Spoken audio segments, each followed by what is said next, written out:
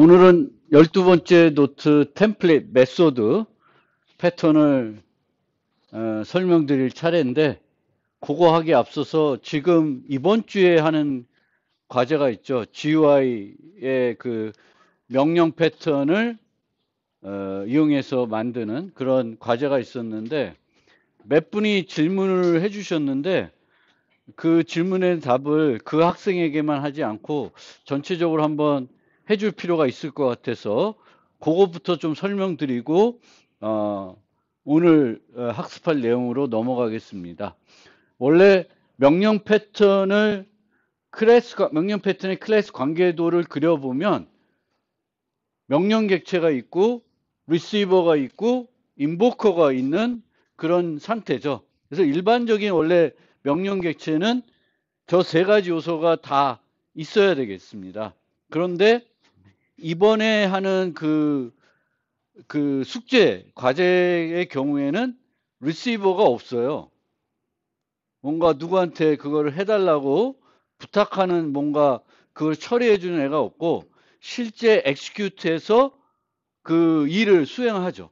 누구한테 이렇게 하는 게 아니라. 그래서 리시버가 없는 상태입니다. 그러니까 리시버가 막 이 리시버가 뭡니까 이렇게 물어보면 리시버가 없는 상태니까 그거 하나 좀 생각해 주면 좋겠고, 리시버가 없습니다. 그 다음에 실제 저는 어떻게 구했냐면 인보커가 없이도 구현했어요. 인보커가 없어요. 그러니까 인보커가 없는 건 뭐냐면, 원래 인보커는 명령 객체에서 명령 객체를 유지하는 애예요. 그래서 내가 필요할 때 인보커에게 부탁하면 유지하고 있는 명령 객체를 실행해 주는 거죠. 이 코맨드 패턴에서 살펴봤던 예제에서는 그 만능 리모컨이 인보커 역할을 하는 거예요. 그런데 이번 그 과제에서는 인보커를 굳이 만들 필요는 없어요. 왜냐하면 우리가 매번 도형을 그리거나 어떤 작업을 할 때마다 기존에 저장되어 있는 명령 객체를 가지고 와서 하는 것이 아니라 매번 할 때마다 새 명령 객체를 실행해서 그 명령을 수행하는 그런 형태로 아마 짜고 계시겠죠? 그래서 그런 형태는 이제 인보커가 없는 상태예요. 근데 만약에 인보커를 만들고 싶다, 그러면 내가 사용하는 명령 객체의 종류가 있을 텐데 그만큼을 만들어 놓고 그거를 뭐 해시맵 같은 데다가 저장해 놓고 불러다가 쓸 수가 있습니다. 그렇게 되면 인보커를 따로 만드는 상태가 되는데, 그 인보커를 만드는 그 상태는 오히려 세 번째, 우리가 세 개를 만들어야 되는 거죠. 세 번째 버전에서는 코맨드 매니저를 만드는데, 코맨드 매니저에 그런 명령 객체를 유지하는 기능을 넣을 수도 있을 겁니다. 근데 자바 같은 경우에는, 또는 다른 경우에는, 여기는 이제 이 과제에서 명령 패턴을 사용하는 가장 핵심적인 이유는 여러분 만들어 보면 알겠지만 언두 기능을 조금 더 효과적으로 제공할 수 있기 때문에 명령 패턴을 가지고 온 거로 보면 돼요. 그래서 언두 기능이 초점이 되는데, 언두 기능을 하려면 우리가 스택에 명령 객체를 저장하는 형태로 구현을 할 거예요. 버전 2에서는.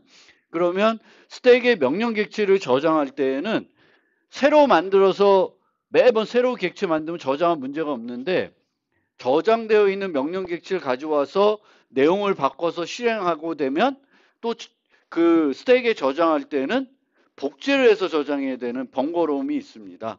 그래서 굳이 인보커는 아예 생각을 안 하고 그냥 명령 객체가 리시버 없이 실제 해야 되는 기능을 엑시큐트해서 실행하는 거고, 그 언두는 그 엑시큐트에서 한 것을 되돌릴 수 있는 그거를 해야 되는 거고, 그러기 위해서는 명령 객체가 예를 들면 그림 그리기를 했다. 그러면 그린 도형을 그 명령 객체가 유지하고 있는 거죠. 그럼 언두 하면은 페인에서 그 객체를 그냥 리무브하면 지워지는 그런 형태로 코딩을 하면은 깔끔하게 아마 코딩이 될 거예요. 그래서 하다 보시면 얘도 없고 얘도 없고 얘만 있고 결국에는 이제 그 커맨드에서 이 언두 기능을 활용하기 위한 예제다. 그 정도로 좀 이해해 주시고 한번 해보시면 되겠습니다. 아직 안 해보신 분은 이제 해보시면 될 거고, 해봤는데 이게 수업 시간에 배운 명령 패턴하고 너무 이상하다라고 느끼신 분은 이제 그 부분일 겁니다. 그래서 그 부분을 좀 생각해서 만들어 보시면 좋겠고요. 그리고 뭐 중요한 건 아니지만 지난 시간에 요 8번째 슬라이드에 있는 그 관계도가 좀 잘못되어 있었어요. 그래서 그거 수정해 가지고 이 슬라이드도 올렸고 그 요약 노트도 또 같이 바꿔놨으니까 거기에는 여기에 어댑터가 뭘 그 유지하는 형태로 그 그림이 그려져 있어가지고 제가 카피해가지고 만들다가 그 부분을 안 지운 것 같고 그에서도 요 부분도 틀렸어요. 요 부분도 이제 그 유지하고 있는 객체에 불러야 되는 게 아니라 부모 거를 부르게 돼야 되니까 이제 그 그림이 바뀌었으니까 참고해서 한번 그 나중에 학습하실 때 저 관계도 그림이 잘못됐었다. 그거 하나 말씀드리고 이제 오늘 수업 내용을 넘어가겠습니다.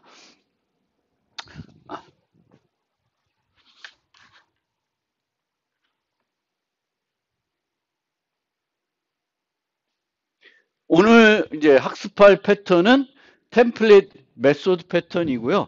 내용은 별로 안 돼요.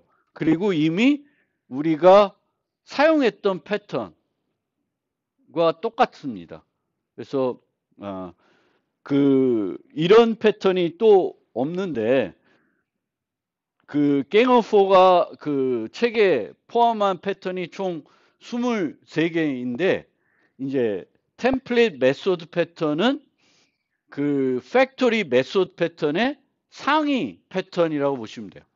그래서 템플릿 메소드 패턴만 우리가 설명하면 됐는데 그리고 템플릿 메소드의 한 응용으로 그 팩토리 메소드 패턴을 설명하면 됐는데 이제 그 갱오포는 이제 템플릿 메소드의 어떤 특수한 형태, 생성의 그 템플릿 메소드 패턴을 적용한 패턴을 별도 하나 만들어서 생성 패턴을 분류해서 소개를 하고 있는 상태입니다. 그럼 팩토리 메소드 패턴으로 우리가 그 되돌아가서 한번 생각해 보면 팩토리 메소드 패턴은 생성과 관련된 그 부분을 누구한테 위임해요? 자식한테 위임하는 그런 패턴입니다. 그래서 DIP, 클래스 관계에서, 상속 관계에서 DIP를 하는, 그러니까 DIP라는 건 내가 의존하지 않고 사용할 수 있게 해주는 거죠. 그래서 부모는 자식에 의존하지 않는데 자식이 구현한 메소드를 사용할 수가 있습니다. 그러기 위해서는 이제 추상 메소드로 만들어 놓고 그 추상 메소드를 내가 필요한 거에서 이제 쓰는 거죠. 쓰면은 이제 거기에 실제적으로 할 일들은 자식들한테 위임해 놓고 하는 겁니다. 그래서 템플릿 메소드 패턴은 생성뿐만 아니라 여러 가지 우리가 필요로 할 때 그 기능, 그 형태를 이제 활용할 수 있다라는 거고요. 그래서 이제 템플릿 메소드 패턴은 우리가 배웠던 팩토리 메소드 패턴의 상위 개념으로 생각하고 들으면 간단히 이해될 수 있는 패턴이 됩니다. 그래서 이 패턴은 알고리즘의 구조를 변경하지 않고 하이 클래스에서 알고리즘의 일부를 구현할 수 있게 해주는 그런 패턴입니다. 그래서 템플릿이라고 하는 거는 어떤 양식이에요. 양식 같은 거 우리가 템플릿이라고 그러고 우리가 양식을 주면 여러분들이 채워 넣겠죠. 뭐 이력서 양식이다. 그러면 내가 받아서 내 내용으로 위치마다 채워지는 게 그런 게 이제 템플릿이고 이 알고리즘도 어떤 알고리즘을 함수들을 뭐 하나 둘 셋 네 개 불러가지고 어떤 알고리즘을 만들 수가 있는데 그 단계 중에 일부는 이제 자식들이 자유롭게 구현할 수 있게 해주는 것이 템플릿 메소드 패턴이고 이 패턴은 당연히 팩토리 메소드와 같은 패턴이기 때문에 이제 DIP 원리가 확실히 적용이 되어 있는 패턴이고, 그 다음에 상속을 이용하는 패턴이고, 할리우드 원리, 할리우드 프린시플이 적용이 되는 원리이고, 이런 식으로 프로그래밍 하는 거를 프레임워크 형태라고 합니다. 프레임워크. 그래서 내가 자식 클래스를 구현해 놓으면 내가 필요할 때 뭔가 라이브러리 코드를 호출하는 게 아니라 라이브러리에 있는 것이 내가 만든 거를 필요할 때, 원할 때 호출하는. 그게 헐리우드 프린시플이죠. 내가 만들어 놓으면 내가 부르는 게 아니라 나는 그냥 만들어 놓기만 하면은 그 프레임워크에서 이제 필요할 때 내가 만들어 놓은 거 불러다가 사용하는 형태가 되겠습니다. 그러면 그 헤드 퍼스트 디자인 패턴에 있는 예제를 살펴보면은 이 예제에서는 또 커피가 또 나옵니다. 근데 이제 커피하고 티가 같이 나와요. 그래서 두 개의 클래스가 있는데 생김새가 비슷합니다. 그렇지만 이제 일부 메소드 이름들은 다르고요. 하지만 이 prepare recipe라고 하는 메소드를 봤더니 단계는 4가지인데 비슷한 단계들이라는 거예요. 물을 끓이는 단계가 있고, 이쪽 커피는 커피를 내리는 단계가 있고, 이쪽에는 이제 그 차를 우리는 그런 단계가 있고, 그 다음에 컵에 따르고 필요한, 내가 먹을 때 필요로 한 첨가물들을 집어넣는 그런 단계가 있습니다. 그러면 이렇게 이런 두 개의 클래스가 있을 때 이 중복된 코드들을 우리가 어떻게 제거할 수 있을까 이제 생각을 해보면, 기본적으로는 우리가 이제 상속을 생각해 볼 수가 있죠. 두 개의 클래스가 있는데 공통된 요소들이 있고 이세의 관계가 성립을 해. 그러면 우리가 여기서 공통된 요소를 위로 뽑아가지고 일반화를 할 수가 있죠. 원래는 그렇게 하는 것보다는 처음부터 잘 설계를 해서 부모 클래스를 만들고 자식 클래스들을 만드는 게 맞는 방법인데, 이미 만들어 놓고 쓰다 보니까 이게 아닌 게 배 해가지고 위로 다시 올라갈 수도 있는 거죠. 그래서 이렇게 이제 그 상속, 단순하게 상속을 이용해서 만들 수도 있습니다. 그런데 위에다가 저렇게 이제 그 prepare recipe를 추상 클래스로 만들어 놓고 여기다가 이 코드를 이제 이름, 이 안에 있는 내용이 다르니까 이런 식으로 prepare recipe를 커피와 티에 각각 만들어 놓으면은 뭐 코드 중복을 완전히 제거한 형태는 아니겠죠. 올리면서 이름들을 좀 더 바꾸는 그런 형태가 필요할 수도 있겠습니다. 제대로 코드 중복을 제거하려면. 그래서 조금 더 코드 중복을 확실히 제거하면서 만든다. 그러면 이런 식으로 만들 수가 있고, 이렇게 만들게 되면 이제 이 형태가 바로 템플릿 메소드 패턴이 되는 겁니다. 여기 prepare recipe는 파이널로 수식이 되어 있습니다. 파이널. 그래서 자바에서 파이널로 수식을 하면은 자식들이 재정의를 못하게 되죠. 그래서 부모가 저 알고리즘은 고정시켜 놓는 거예요. 고정시켜 놓는데 저 알고리즘은 4개의 세부 메소드를 호출해서 단계들이 진행이 됩니다. 그 중에 이제 보일 워터와 포링 컵은 둘 다 똑같아요. 그래서 부모에 만들어 놓고 파이널로 만들어서 자식들이 재정의를 할 필요가 없게끔 또는 하지 못하게끔 막을 수가 있고요. 나머지 2개는 서로 다르게 하니까, 하나는 커피를 이렇게 그라인드 해가지고 내려야 돼요. 커피를 내려야 될 거고, 하나는 물에 오래 담가가지고 우러나오게 해야 되니까 방법들이 다르고요. 그리고 커피와 차에 넣는 첨가물들이 다르기 때문에 그 부분들은 자식들이 정의하게끔 만드는 거예요. 그래서 이런 식으로 그 부모의 메소드, 그 알고리즘을 고정시켜 놓고 일부 단계들은 자식들이 재정의할 수 있게 해주는 게 템플릿 메소드 패턴이 되겠습니다. 그래서 이런 식으로 이제 하는 거고, 여기서도 보면 이 클래스는 자식에 의존하지 않고 필요할 때 브루와 애드 컨디먼트를 호출하죠. 밑에 어떤 클래스들이 오는지 카페인 베버리지는 알 필요는 없고, 몰라도 이걸 구현하는데 상관이 없고, 알아서 자식들이 이제 브루와 add comment를 만들어 놓으면은 껴가지고 쓸 수 있게 되는 이게 이제 템플릿 메소드 패턴이 되겠습니다. 이게 다예요. 템플릿 메소드 패턴은. 그런데 이 두 가지 경우 모두 시도 1, 시도 2 모두 실제 커피와 쓰고 있던 T 클래스를 수정하는 상태가 된 겁니다. 수정한 상태가 돼요. 그런데 우리가 요 패턴을 배우기 전에 바로 전에 배웠던 패턴이 뭐냐면은 어댑터 패턴이라는 게 있어요. 어댑터 패턴.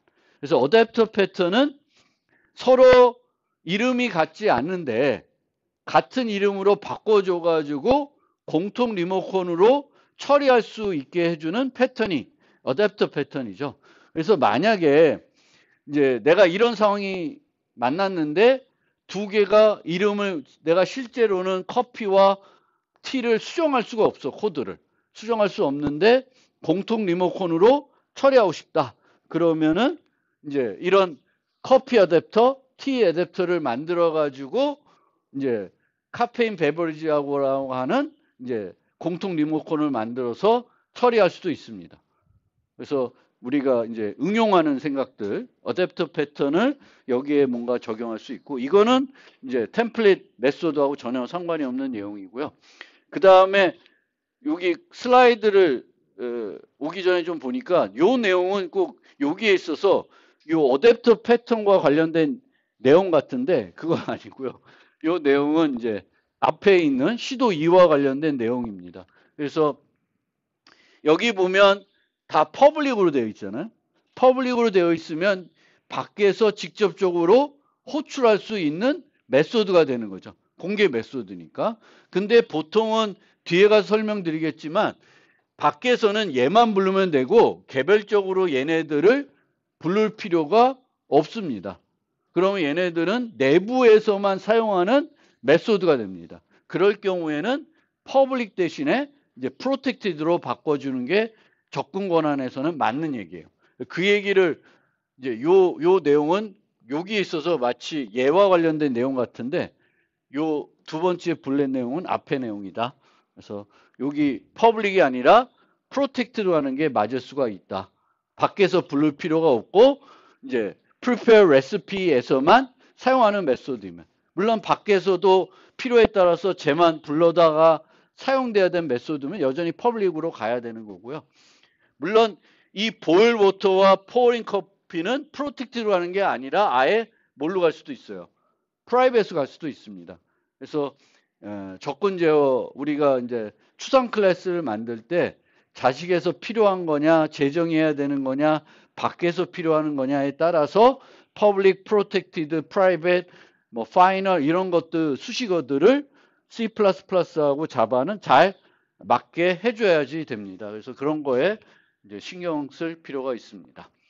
그래서 템플릿 메소드는 추상 클래스에 알고리즘의 골격을 만들어 놓고 그 골격의 일부 단계를 자식들에게 위임할 수 있게 해주는 그런 패턴이고 이 패턴을 생성과 관련돼서 이제 적용한 패턴이 팩토리 메소드 패턴이 되겠습니다.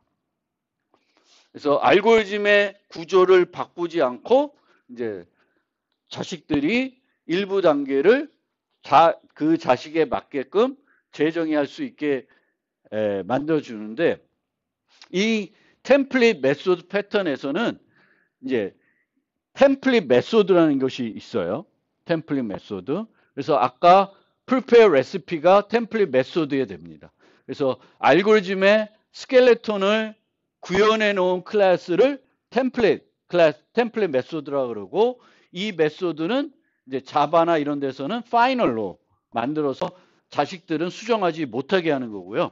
이 템플릿 메소드는 여러 가지 메소드를 이용해서 그 알고리즘을 이제 정의하게 됩니다. 근데 이 안에서 쓰는 메소드도 크게 세 가지로 구분이 되는데요. primitive operation. 근데 라고 부르기보다는 이제 abstract 메소드가 있을 수 있습니다. abstract 메소드. 그럼 그 abstract 메소드는 자식에서 무조건적으로 재정해야 되는 단계가 되겠습니다. 그 다음에 concrete operation, 요 concrete 메소드들은 이제 자식에서 만지지 않고 부모에서 만들어 놓은 거고요. 훅이라는 게 하나 있습니다. 훅은 그 부모에 만들어 놨지만 필요하면 선택적으로 자식들이 재정의할 수 있는 메소드입니다. 그래서 템플릿 메소드는 세 종류의 메소드를 갖고 알고리즘을 구현하게 됩니다. 콘크리트 메소드, 앱스트랙트 메소드, 훅 이렇게 세 종류로 구분하게 되는데 이 세 가지를 이제 접근 제어 측면에서 또는 다른 수식어화 측면에서 생각을 해보면 콘크리트 메소드는 템플릿 메소드가 사용하는 건데 그 추상 클래스에 정의가 되어 있는 메소드이고 자식들은 재정의할 필요가 없는 그런 메소드예요. 그래서 이제 파이널로 자바에서는 수식해가지고 자식들이 재정의하지 못하게 해줘야 되는 것이고요. 내부적으로만 쓰인다 그러면 private, private로 수식하면 되겠고 private로 수식하면은 또 final로 쓸 필요도 없습니다. private는 밑에서 재정의 못하니까 C++는 이 final과 override 이런 개념들은 가상함수에만 의미가 있어요. 그래서 일반 함수로 만들면은 재정의하는 게 별로 의미가 없습니다. 왜냐하면은 부모 리모컨 가지고 우리가 이제 이 템플릿 메소드에서는 주로 부모 리모컨 갖고 이제 커피와 차를 처리하겠죠. 근데 그게 일반 함수이면은 늦은 바인딩 하는 게 아니라 이른 바인딩 하기 때문에 밑에서 재정의 하더라도 자식에 있는 메소드가 호출되는 것이 아니기 때문에 의미가 없습니다. 그래서 C++에서는 이제 콘크리트 메소드는 그냥 일반 함수로 정의하면 되겠습니다. 앱스트랙트 메소드는 이제 그 빔 메소드로, 그러니까 빔 메소드가 아니라 추상 메소드로 만들어 가지고 자식들이 이제 재정의하게끔 반드시 재정의하게끔 만드는 메소드이고 이제 재정의를 해야 되니까 프라이빗은 쓸 수는 없어요. 프라이빗 쓸 수는 없고 퍼블릭 아니면 프로텍티드인데 이제 밖에서 얘네들을 개별적으로 호출할 것이 필요할 수도 있으면 퍼블릭 아니면 프로텍티드로 가면 되겠습니다. C++에서는 순수 가상함수로 이런 abstract 메소드를 선언해 주시면 되겠고요. 훅 메소드는 뭔가 정의된 기본 메소드가 어떤 기본적인 기능들이 정의되어 있어서 자식들이 그냥 그 기본 메소드 쓸 수 있으면 재정의 안 하면 되겠고 바꿔줘야 되면 재정의, 그러니까 선택적으로 재정의할 수 있는 메소드입니다. 얘도 재정의가 필요할 수 있기 때문에 프라이빗으로는 못하고 이제 프로텍트로 가야 되겠고 C++는 일반 가상함수로 이제 순수 가상함수가 아니라 일반 가상함수로 만들 수 있고 가끔은 이 훅 메소드를 빔 메소드로 정의할 수가 있습니다. 그거는 그 단계는 원하면은 스킵할 수 있게 하는 거예요. 필요하면 그 단계에서 뭘 하고 그 단계에서 뭘 할 필요가 없는 그런 자식 클래스들은 그냥 내버려 두면 그 함수가 불러지겠지만 빔 메소드니까 아무것도 안 하겠죠. 그래서 그 훅을 가끔은 빔 메소드로 정의하는 경우도 있습니다. 그래서 여기 밑에 아까도 강조한 것처럼 이제 우리가 이제 객체지향에서 상속 관계로 어떤 프로그래밍 할 때 그 부모에 있는 각종 메소드들을 의 타입, 그러니까 그 접근 권한을 어떻게 해야 될지 그리고 이제 C++에서는 이제 이게 버추얼로 만들지 일반 함수로 만들지 이런 것들을 잘 이해하고 나에게 맞게끔 잘 세팅을 해 주셔야 된다라는 거고요. 이제 훅 메소드의 예제로 이제 여기에는 이제 이런 식으로 만들어 놨는데 이 책의 예제 중에 참 마음에 안 드는 예제가 이 예제입니다. 그래서 여기에는 return true로 했는데 그럼 자식들이 이제 컨디먼트가 필요 없어. 첨가물을 빼고 싶어. 그러면 얘를 어떻게 바꾸면 되냐면 return false 하게끔 바꿔주면 돼요. 그러면 얘를 실행 안 하겠죠. 근데 문제는 이 add condiment가 뭐냐면 추상 메소드예요. 그럼 내가 false로 바꾸면 얘가 필요 없는 거잖아요. 필요 없는데도 뭐 어떻게 해야 돼? 뭔가 빈 메소드라고 또 재정의를 해줘야 되겠지. 그렇지 않으면 문법 오류가 나죠.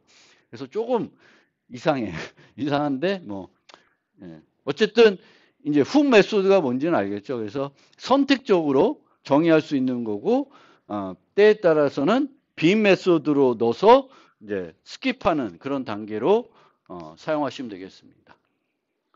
그래서 이제 이 패턴을 만들 때에는 어떤 메소드를 그 템플릿 메소드에 사용하는 알고리즘의 어떤 일부 단계를 수행하는 어떤 메소드를 앱스트랙트 메소드로 만들 건지 훅 메소드로 만들 건지 이제 고민이 필요한 거고 그래서 기본적인 거는 반드시 제정해야 되면 앱스트랙트 메소드로 어떤 기본적인 기능을 제공할 수 있으면 훅 메소드로 정의할 수가 있습니다.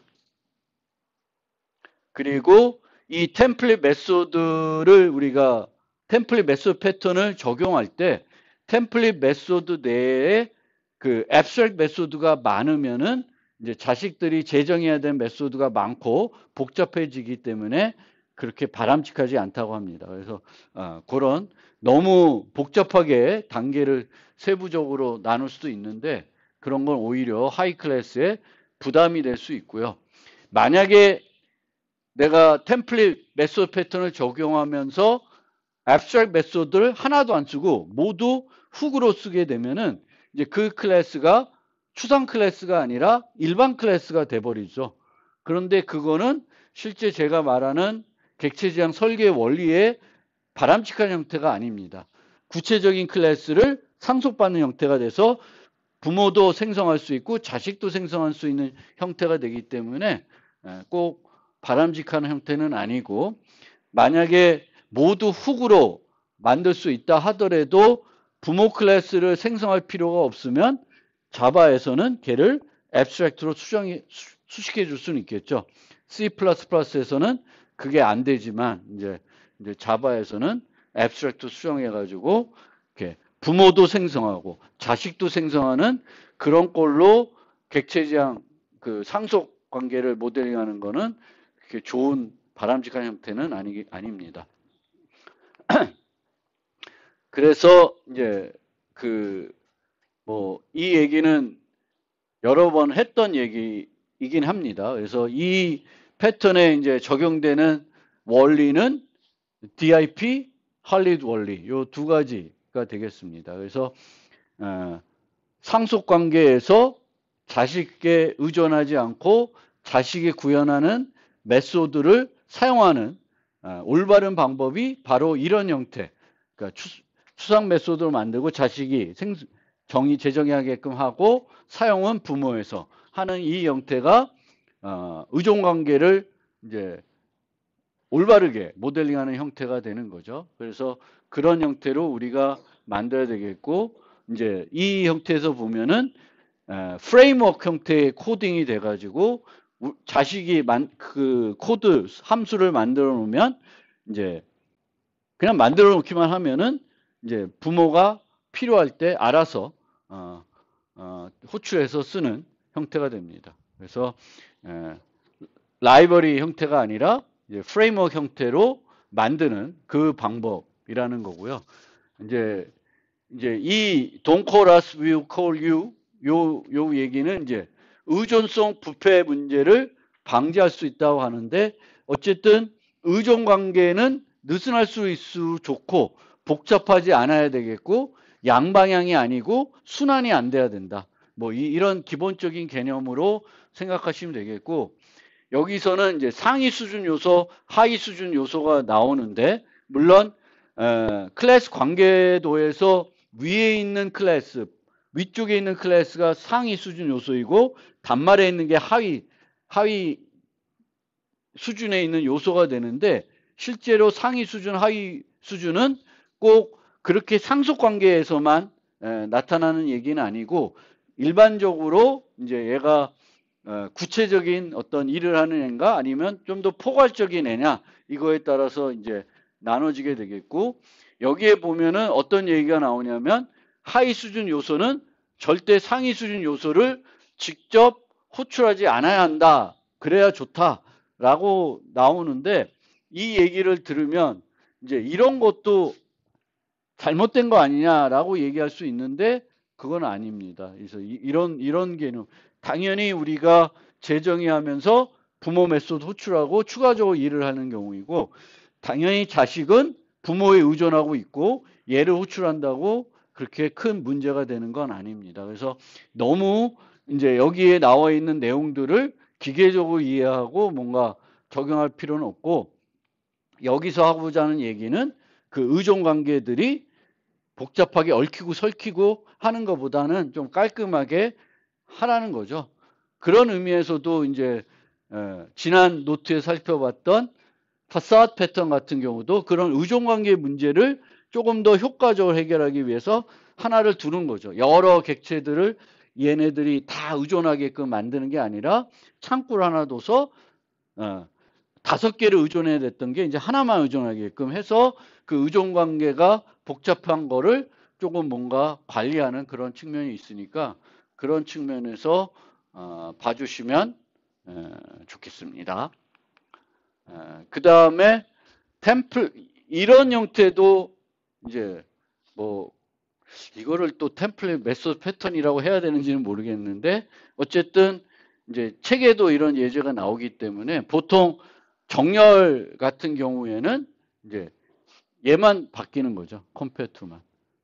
얘만 바뀌는 거고 중간고사에서는 이제 컴페어투가 아니라 여기에 이제 함수가 들어와 가지고 그 함수를 이용하는 컴페어 A, B 이런 형태가 되겠죠. 그러면 그거는 전략 패턴 같은 형태가 되는 거죠. 그 비교 함수를 이 컴페어투는 얘가 갖고 있는 요소가 갖고 있는 비교 함수이고 실제 만약에 이제 범용적인 어떤 정렬 알고리즘 만들면은 이제 그 애가 갖고 있는 애로 할 수도 있지만 많은 경우에는 이제 함수에다가 그 정렬할 때 쓸 함수를 또 주죠. 람다로 주든 뭐로 줍니다. 그러면 그런 애들은 이제 걔네들을 예를 들면 내부적으로 유지를 하고 있으면은 이제 그런 거는 이제 갈아 끼울 수 있는 거니까 전략 패턴 형태로 또 볼 수가 있습니다. 그래서 실제 라이브러리에 보면은 많은 요소들이 이 템플릿 메소드 패턴을 사용하고 있습니다.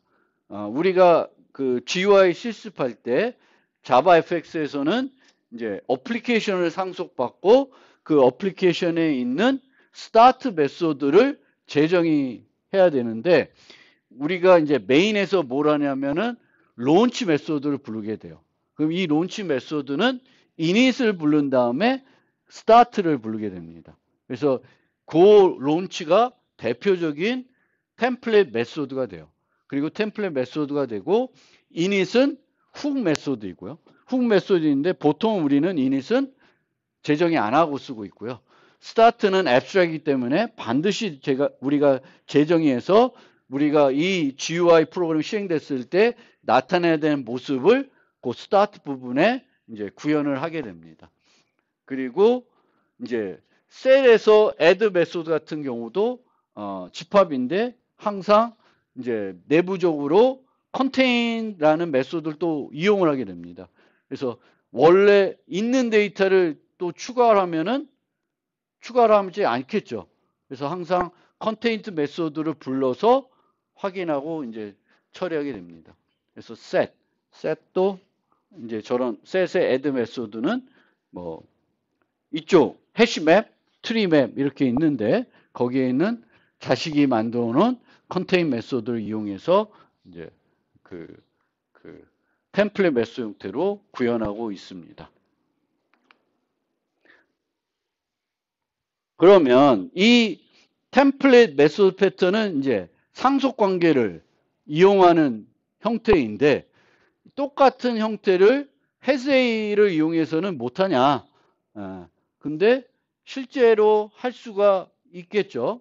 그래서 이런 식으로 이제 원래 템플릿 메소드 패턴에서 그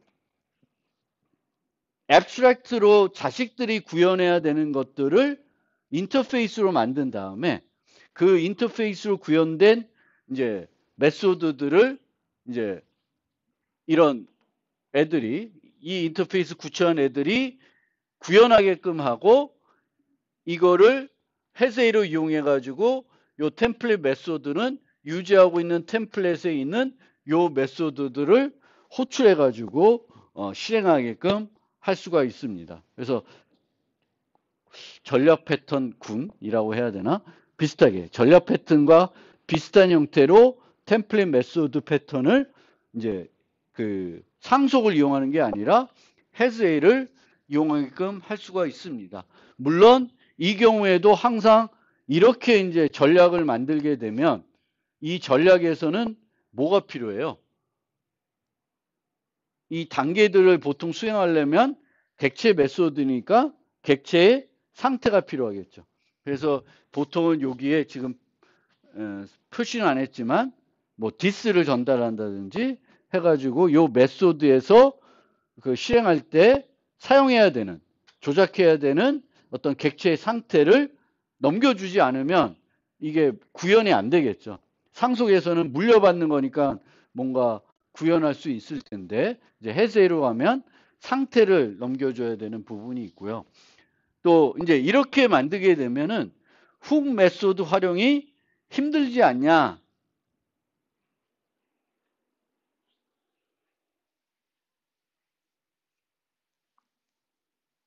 근데 억지로는 아니고 만들 수도 있어요. 훅 메소드를. 그래서 여기다가 디폴트 메소드로 자바 같은 경우에는 만들어 놓고 이제 안 만들면 여기서 재정이 안 하면 그 디폴트 메소드를 쓰게끔 한다든지 뭐 얘를 인터페이스로 만들지 않고 abstract 클래스로 만들어서 거기다가 정해 놓는다든지 여러 가지 방법을 써서 또 훅과 비슷한 흉내를 낼 수 있습니다. 근데 이렇게 깔끔하지는 못한 거지만 불가능한 건 아닌 상황입니다. 그래서 할 수는 있습니다. 그래서 유일한 방법이 없고요. 항상 그 이세의 관계를 이용하는 경우에는 늘 또 해세의 관계를 이용하게끔 또 바꿀 수도 있으니까 이렇게도 가능하다라는 겁니다. 뭐 살펴보시면 되겠습니다. 그래서 뭐 억지로 좀 예를 한번 찾아보면은 많은 여행 상품들이 기본적인 내용은 다른데 방문하는 곳들이 조금씩 다를 수가 있습니다. 그런 것들을 이제 템플릿 메소드 패턴으로 모델링 할 수가 있겠죠. 뭐 그런 거고요. 그리고 관련된 리팩토링으로는 이제 원래는 이렇게 이제 만들었는데 이 F가 비슷해 하는 일들이 비슷하면은 끌어올려 가지고 이 부모에다가 템플릿 메소드 형태로 이제 만들 수가 있는 거죠. 그래서 상속해서 우리가 이런 어떤 클래스를 만들어 봤는데 이제 서로 조금 달라 가지고 여기도 만들고 여기에는 이제 앱스트랙트 형태로 만들었는데 비슷하면 어떤 하는 일들이 단계들이 비슷하면은 코드 중복을 좀 더 줄이는 효과로 이 F를 추상 메소드로 만드는 게 아니라 이제 일반 메소드로 이런 식으로 바꿔서 처리를 할 수가 있습니다. 그러면은 이제 조금 더 깔끔한 형태로 바꿀 수 있고 코드 중복을 제거할 수 있으니까 한번 상속을 했을 때 이 부모의 이런 템플릿 메소드를 도입할 수 있는 건지 없는 건지 한 번쯤 살펴볼 필요가 있습니다. 그래서 템플릿 메소드 패턴은 이제 메소드를 위한 이제 골격을 제공하여 자식 클래스가 메소드의 특정 부분들만 재정의하도록 할 때 이제 이걸 쓸 수가 있고 모든 자식 클래스의 공통으로 정의한 메소드지만 약간씩 차이가 있으면 이 메소드를 템플릿 메소드로 만들어서 이제 알고리즘을 고정시킬 수 있고요.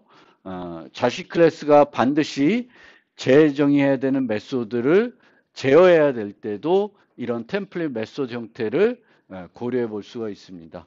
그래서 이 구현할 때 이제 템플릿 메소드의 단계들을 어떤 식으로 구성을 해서 어떤 애들은 자식들한테 선택적으로 정의하게 할 건지 아니면 무조건 정의할 건지 그거를 이제 초이스하는 게 이제 잘 설계하는 사람하고 또 그렇지 못한 사람하고의 어떤 차이점이 될 수가 있고요.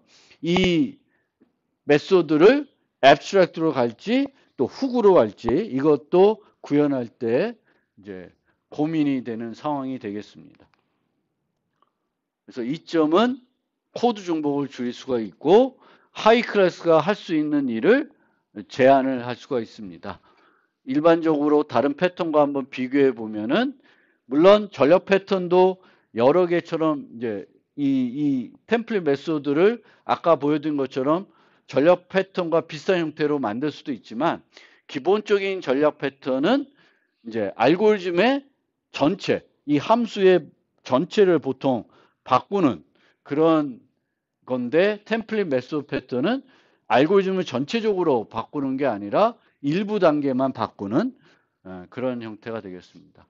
물론 전략 패턴도 알고리즘 전체가 아니라 이 함수에 있는 특정한 부분만 이제 그 전략에 의해서 바뀔 수도 있겠죠. 그래서 너무 근데 하여튼 기본적으로는 전략 패턴은 헤세이를 이용하는 기법이 되겠고 이 템플릿 메소드 패턴은 기본이 이제 상속을 이용하는 패턴이 됩니다. 그래서 팩토리 메소드 패턴은 전형적인 아까도 말씀드렸지만 그냥 템플릿 메소드 하나만 만들어 놓고 이 챕터를 아니면 이 패턴에다가 팩토리 메소드 패턴을 한 가지 예로 추가해서도 충분히 설명할 수 있는데 이제 갱어 4는 이제 아무래도 생성 패턴이 너무 적어서 개수를 조금 맞추려고 그랬나?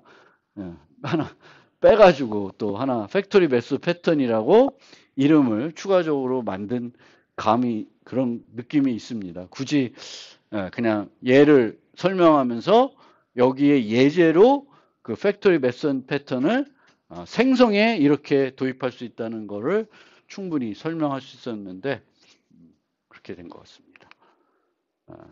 나머지 부분은 살펴보시면 되겠습니다. 그래서 템플릿 메소드 패턴 아주 간단한 패턴을 오늘같이 학교를 기념해야 되는 날 다 오셔서 들어줘서 감사하고요. 다음 시간에는 또 다른 패턴이 나갈 건데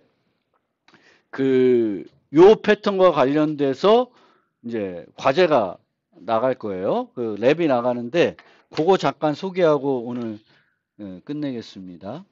그래서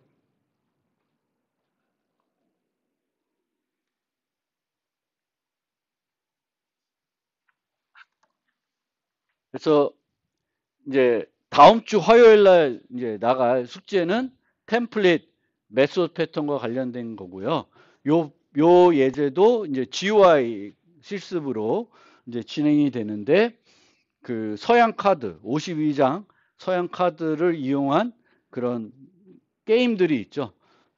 여러분들은 카드 게임을 하시는지 모르겠는데 그래서 카드 게임을 이제 그 템플릿 메소드로 한번 모델링 해봤습니다. 그래서 어떤 식으로 모델링하고 있냐면 이 서양 카드는 52장으로 구성되어 있습니다. 4개의 무늬로 1부터 에이스부터 쭉 가서 11부터는 잭, 퀸, 킹 이렇게 이름 붙이는데 13장씩 4개가 있어서 52장이 되겠고요. 그리고 카드 게임의 종류에 따라서는 조커가 2장 있는데 그 조커를 포함해서 게임할 수도 있고 안 할 수도 있어요. 왕카드 같은 경우에는 조커를 좀 쓰는 편이고 일반적인 이런 많이 하는 이렇게 노름 같은 포커나 이런 데서는 이제 조커 같은 거를 잘 쓰지는 않죠.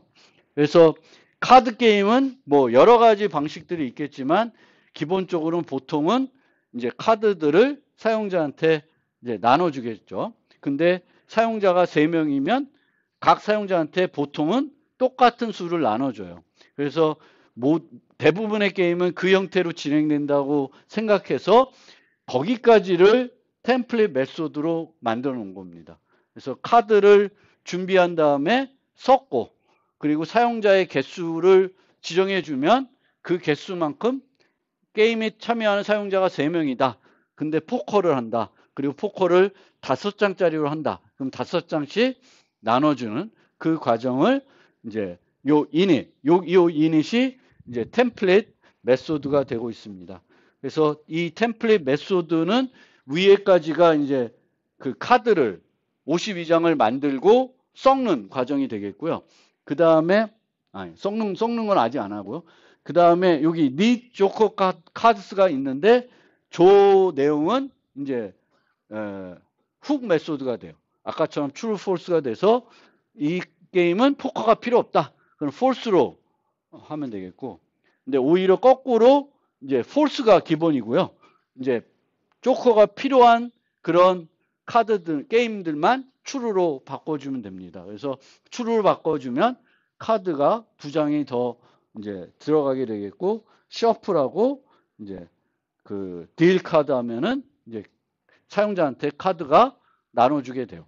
그래서 원래는 2가지 실습이 있는데 첫 번째는 저 셔플을 완성하는 거고 그 다음에는 3개의 게임을 여기다가 하이 클래스로 만들었어요. 왕카드, 포카, 블랙잭 이렇게 3개를 만들었는데 뭐 그 게임들이 실제 어떻게 하는지 몰라도 돼요. 몰라도 되는데 뭐 그 블랙잭은 2장씩, 이제 포커는 5장, 왕카드는 저는 7장 갖고 하는데 모르겠어요. 7장 이렇게 이제 나눠서 주게끔 이제 그 밑에 있는 메소드를 완성하면 되는데 그 부분은 그냥 생략하겠습니다. 그거는 여러분들이 2번째 실습하면 그 코드가 보여지기 때문에 이제 보시면 될 것 같고요. 셔플 같은 경우에는 혹시 모르면 이제 보통은 라이브러리에 셔플하는 메소드가 다 있습니다. 그런데 혹시 셔플을 어떻게 하는지 모르시는 분은 이 기회에 한번 셔플을 어떻게 하는지 알아두시면 좋겠고, 이제 이것도 하나 여러분들이 혹시 공부하면서 하시는지 모르겠는데 자바는 오픈 SDK죠. 그래서 자바의 라이브러리 소스들은 다 공개가 되어 있습니다. 그러면 가끔은 여러분들이 이 자바 라이브러리에 있는 코드가 어떻게 만들어졌는지 한번 가서 보고 살펴볼 필요가 있습니다. 그래서 셔플 같은 것도 컬렉션스에 셔플이라는 메소드가 있는데 그거를 이제 열어서 한번 구글에 검색해서 열어서 보면은 52번 랜덤하게 위치를 그냥 바꾸는 형태로 되어 있습니다. 그래서 그런 것들도 여러분들이 실제 라이브러리들이 어떤 식으로 구현되어 있는지 실제 뭐지? 그 C++ 라이브러리 같은 경우에도 GCC 같은 경우에는 또 그 소스들을 볼 수도 있어요. 근데 워낙 복잡해서 보면 잘 안 보이는데 자바는 코드 보면은 그렇게 어렵지 않게 이해되는 코드들도 많이 있습니다. 그래서 그런 것들도 한번 이제 이번 기회에 한번 참고해 주시면 좋겠고, 그 다음에 이제 해주셔야 될 일은 블랙잭 게임을 구현하는 거예요.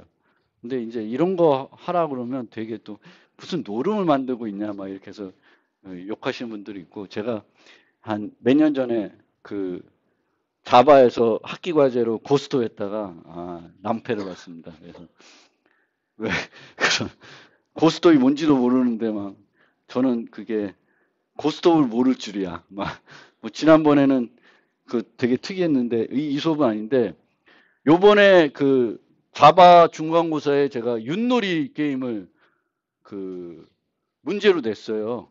근데 한 학생이 손 들고 자기는 윷놀이가 모르는데. 이제 윷놀이도 모르는 세대구나.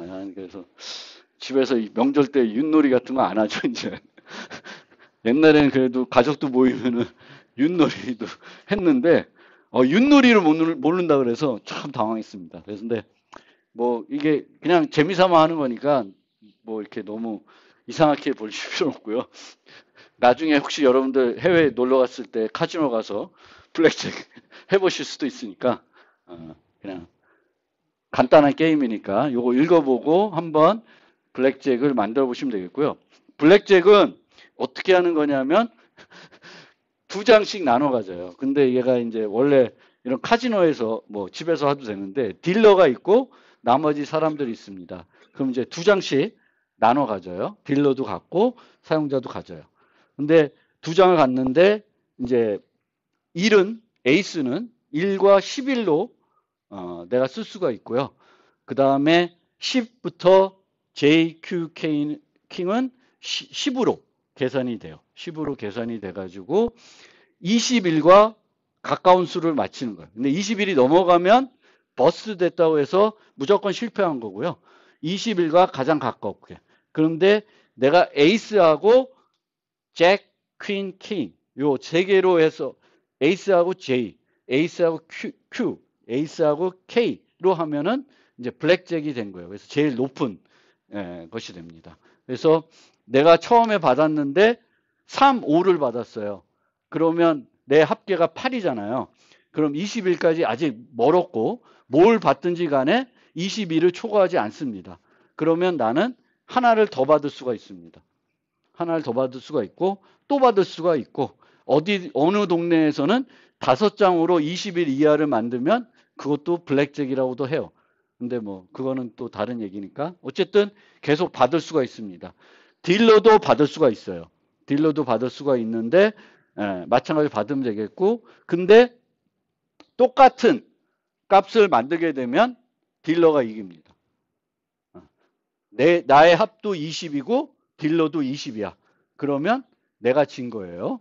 그래서 그렇게 해서 게임이 진행돼서 이제 딜러랑 나랑 게임을 하면서 뭐 돈 내기를 해서 돈을 이렇게 하는 그런 게임이 되겠습니다. 그거를 한번 여러분들이 대부분은 제가 만들어 놨는데 뭐 승패를 부는 부분 그런 부분들을 약간 제가 빼놔서 그 부분만 한번 만들어 보시면서 이제 만들어 보시면 좋겠고 혹시 여러분들이 심심하시면 요걸 이용해 가지고 여러분들이 뭐 혹시 즐겨 하시는 카드 게임 있으면 그 카드 게임 한번 만들어 보시면 또 재미있게 만들어 보실 수가 있습니다. 여기에 그 사진 이미지들 다 들어가 있으니까 그거 갖고 카드 게임 한번 해보시면 되겠습니다. 어렵진 않을 것 같습니다. 근데 다양한 조건식으로 이 승패를 판단해야 되기 때문에 이제 얼마나 효율적으로 그 코드를 만들 수 있을지 잘 생각해서 여기 룰들을 잘 보시고 만드시면 되겠습니다. 네, 오늘 수업은 여기까지 하겠습니다.